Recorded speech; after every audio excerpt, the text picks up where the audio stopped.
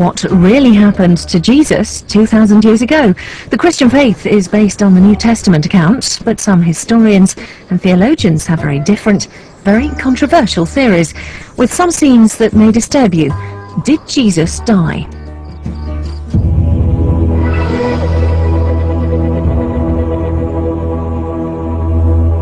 The most celebrated human being in history was a first-century Jewish revolutionary called Jesus. To his followers, he was the Son of God, with miraculous powers to walk on water, heal the sick, and even bring people back from the dead. According to them, he gave his life to save mankind. He was crucified and died. But on the third day, he rose from the dead and ascended into heaven. But throughout history, people have responded differently to this story. There have been those so inspired by the crucifixion that they wanted to share the experience. There have also been those who denied the resurrection and have themselves been executed for their beliefs. There have been heresies that suggest that Jesus was rescued from crucifixion and escaped to lead a secret life in southern France. And there have even been people convinced that Jesus survived and traveled to the mountain kingdoms of Kashmir, where he died at the age of 80. To try and solve this 2,000-year-old mystery, some of the most devout Christians and most expert scholars will suggest new ways of reading the Gospels and ask the question, did Jesus die on the cross?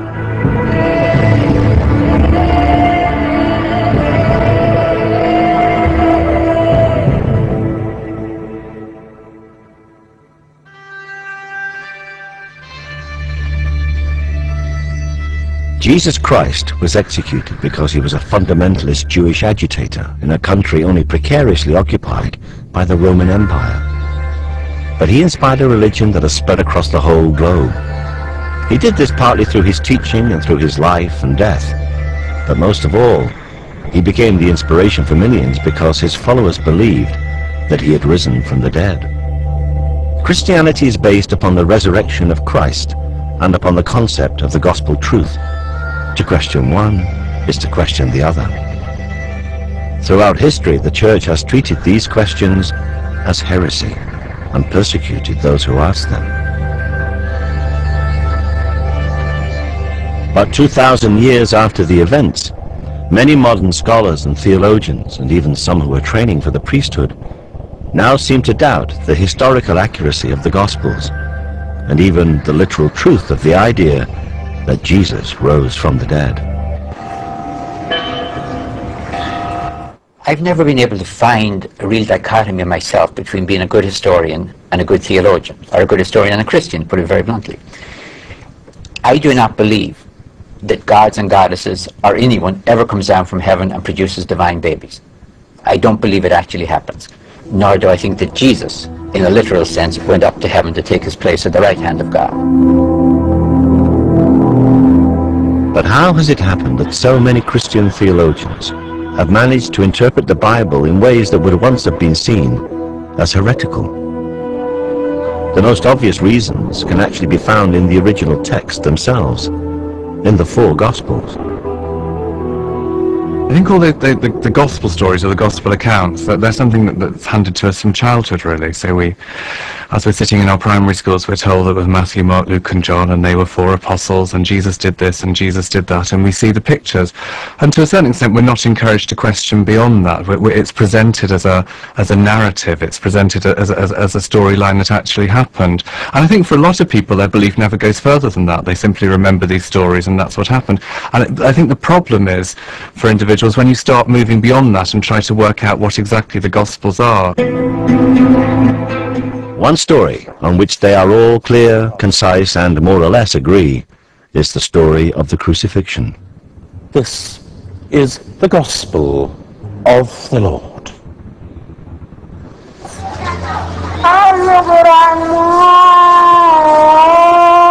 Every year at Easter, Christians in the Philippines reenact the crucifixion of Jesus as described in the Gospels. They actually volunteer to be crucified. They do it because they believe it will help them to purge their sins. For the onlookers, it's a bloody and brutal reminder of what happened to Jesus 2,000 years ago. Crucifixion was the most cruel and atrocious punishment that the Romans could inflict. And it was inflicted only for treason and only on slaves. If you were a nobleman and you were a traitor, then normally you were strangled, something much simpler and much easier and much less painful.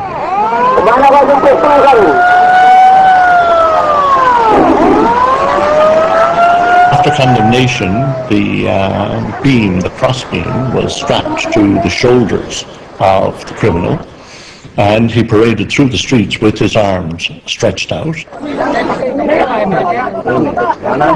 At the place of execution, then, nails were hammered into the hands and the feet. In the Philippines, they use real nails. They do experience the real pain that Jesus felt.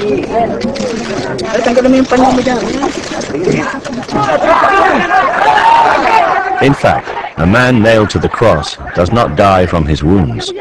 He dies, surprisingly, from suffocation.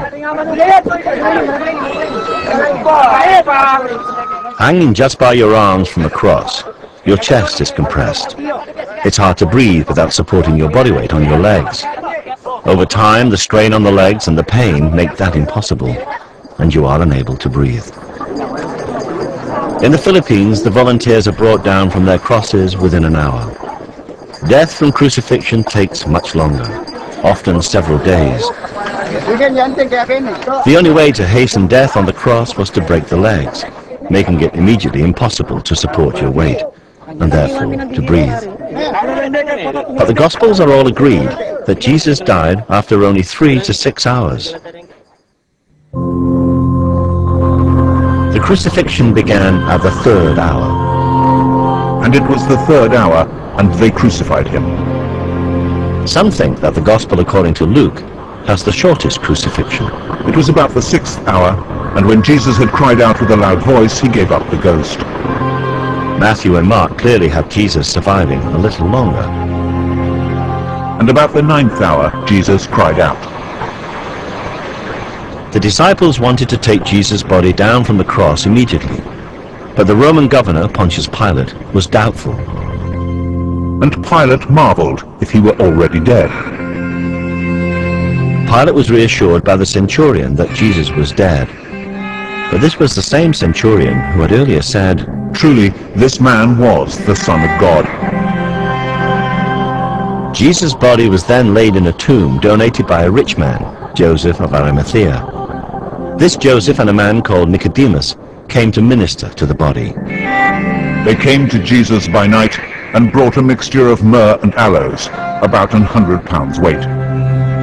These accounts, when viewed as an historical rather than a sacred record, may raise many questions.